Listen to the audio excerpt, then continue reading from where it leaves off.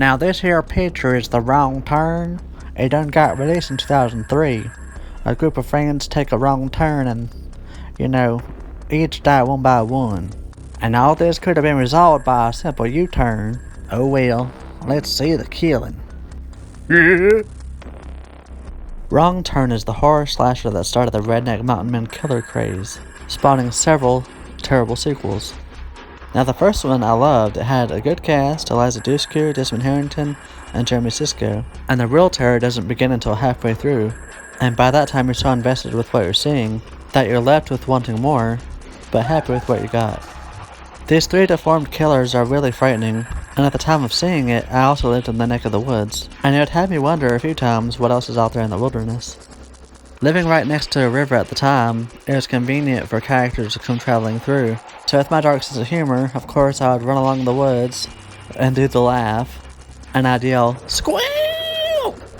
What the crew started off with in the first film was more than enough, but because it was a big hit, of course it needed sequels, which in my opinion failed in every way. As to what made the first film so frightening was that anybody could find themselves in this situation. The prosthetics used in bringing the inbred family to life really makes you cringe, and just the idea in general. The sequels lacked in everything the first one had, from being a well-crafted, stylish horror film to a lackluster mess that I wouldn't even recommend bringing to a goat fucking. But Wrong Turn proves that even for a film with a simple story, if you use everything you have to your advantage, in your cast or even your skills as a director, you can really make something out of a little project. And that's why the first Wrong Turn stands out so much more than the other films that came later, because you could tell it's actually handled with care.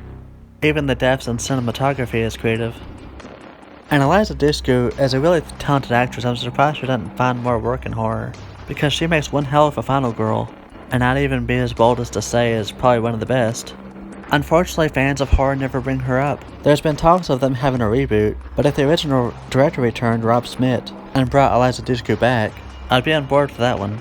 So not only is Wrong Turn handled very well, but also has some good performances, some nice shot locations, which was actually filmed in Canada, not West Virginia like the movie suggests.